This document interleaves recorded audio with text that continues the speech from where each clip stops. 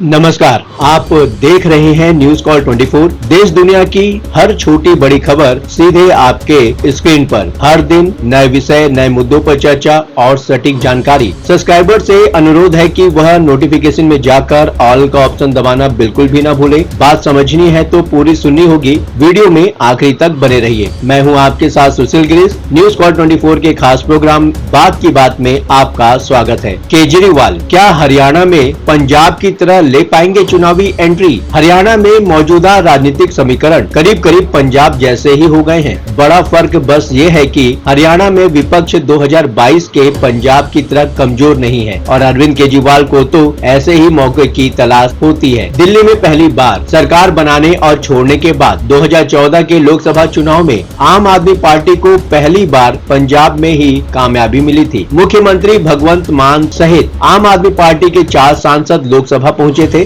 दिल्ली में कांग्रेस की तत्कालीन मुख्यमंत्री शीला दीक्षित को शिकस्त देकर जोश से भरे अरविंद केजरीवाल वाराणसी से खुद भी चुनाव मैदान में उतरे थे, लेकिन प्रधानमंत्री नरेंद्र मोदी से हार गए थे और फिर दिल्ली के बाद पंजाब का रुख किया। उत्तर प्रदेश को लेकर पूछे जाने पर एक बार अरविंद केजरीवाल का कहना था, यूपी में आपके पास बैंडविड्थ नहीं है। 2017 विधानसभा चुनाव के लिए दिल्ली से निकलते वक्त अरविंद केजरीवाल ने कहा था, अब पंजाब में ही खूंटा गाड़ कर बैठूंगा, तब तो आपको सत्ता नहीं मिली, लेकिन 5 साल बाद उसका पूरा फायदा जरूर मिला। रैलियां और रोड शो तो अरविंद केजरीवाल दिल्ली में भी करेंगे, लेकिन अभी तो ऐसा लगता है कि जैसे सरकार आरटीसी और पार्टी मनीष सिसोदिया के हवाले कर दी गई है और अरविंद केजरीवाल हरियाणा के घर घर दस्तक देने की तैयारी कर रहे हैं। हरियाणा में आम आदमी पार्टी के पक्ष में माहौल तो सुनीता केजरीवाल ने पहले से ही बना ही दिया है। खुद को हरियाणा की बहू और पति को वहां का बेटा बताते हुए अब तक की रैलियों में वो अरविंद केजरीवाल के नाम पर वोट मांगती रही हैं। जहां अक्सर कहती हैं आपका बेटा शेर है, वो हरियाणा के लोगों को अरविंद केजरीवाल की लड़ाई में साथ देने के लिए अपील करती रही हैं। अब तो मैदान में खुद अरविंद केजरीवाल ही उतरने जा रहे हैं। अब तो सरकारी जिम्मेदारियों से भी खुद को मुक्त कर चुके हैं। कहां भले न हो, लेकिन लगता तो ऐसा ही है कि हरियाणा में भी खूंटा गाड़ कर ही बैठने जा रहे हैं। पंजाब और हरियाणा दोनों ही करीब करीब एक जैसे ही है और राजधानी चंडीगढ़ तो दोनों शेयर करते ही है। हालांकि हरियाणा में अरविंद केजरीवाल को मौका समझ में आने की कई और वजहें हैं। 2022 में विधानसभा चुनाव जीतकर अरविंद केजरीवाल ने पंजाब में आम आदमी पार्टी की सरकार बनवाई थी, लेकिन 2017 में ही वो मुख्य विपक्षी दल बन चुके थे। हरियाणा में फिलहाल ऐसा मौका नहीं लगता, लेकिन आपको मुख्य विपक्षी दल बनने की होड़ में तो शामिल हो ही सकते हैं। सत्ता की लड़ाई हरियाणा में फिलहाल सत्ताधारी बीजेपी और आप के बीच मानी जा रही है, लेकिन आम आदमी पार्टी भी घुसपैठ कर चुकी है। इस बात से इनकार करना भी ठीक नहीं लगता है। अरविंद केजरीवाल हरियाणा में हिसार के खेड़ा गांव से आते हैं, लेकिन अभी तक चुनाव में आम आदमी पार्टी अपनी खास मौजूदगी नहीं दर्ज करा पाई है। आपके लिए मौका इसलिए बन रहा है क्योंकि बीजेपी कुछ कमजोर नजर आ रही है और कांग्रेस पहले से ही तैयारी कर रही है। लोकसभा चुनाव के नतीजों से कांग्रेस का हौसला भी बढ़ा है और राहुल गांधी के नेता प्रतिपक्ष बन जाने से भी बीजेपी और कांग्रेस दोनों ही फिलहाल अंदरूनी कलह से जूझ रहे हैं। टिकट न मिलने पर बीजेपी के कई नेताओं को तो सार्वजनिक रूप से रोते हुए भी देखा गया। कांग्रेस का हाल भी इस मामले में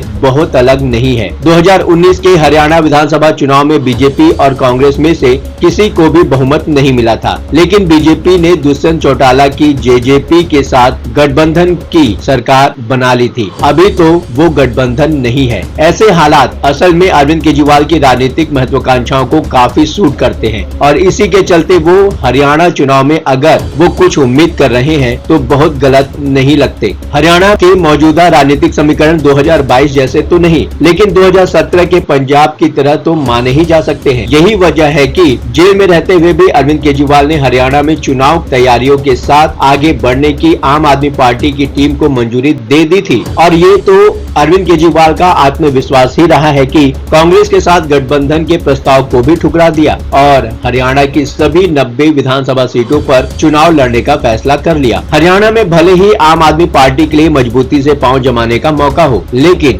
अभी पंजाब जैसे तो नहीं ही कह सकते हैं। पंजाब में 2022 के विधानसभा चुनाव में बीजेपी बहुत कमजोर थी, क्योंकि कृषि कानूनों के मुद्दे पर अकाली दल से उसका गठबंधन टूट गया था और लंबे समय तक सत्ता में साझेदार होते हुए भी बीजेपी अपना कोई खास आधार नहीं बना पाई थी। हरियाणा में देखें तो कांग्रेस की स्थिति पंजाब में बीजेपी के मुकाबले काफी मजबूत है। आम आदमी पार्टी की बात करें तो सत्ता हासिल करने से पहले पंजाब में वो 5 साल से ज्यादा वक्त से एक्टिव रही थी, लेकिन हरियाणा में मुश्किल से उसे 5 महीने ही हुए हैं। बेशक हरियाणा में आम आदमी पार्टी के कार्यकर्ता वैसे ही एक्टिव हैं जैसे 2013 में ही दिल्ली में सक्रिय हो गए थे, लेकिन रेस में आपका नंबर अभी बीजेपी और कांग्रेस के बाद ही लग रहा है। अरविंद केजरीवाल के पक्ष में एक चीज ही जरूर लगती है, हरियाणा में बीजेपी और कांग्रेस दोनों में घोर असंतोष है। जाहिर है कि अरविंद केजरीवाल को उसका फायदा मिल सकता है। हरियाणा में आम आदमी पार्टी के लिए एक चांस तो है, लेकिन बड़ा सवाल ये है कि हरियाणा के लिए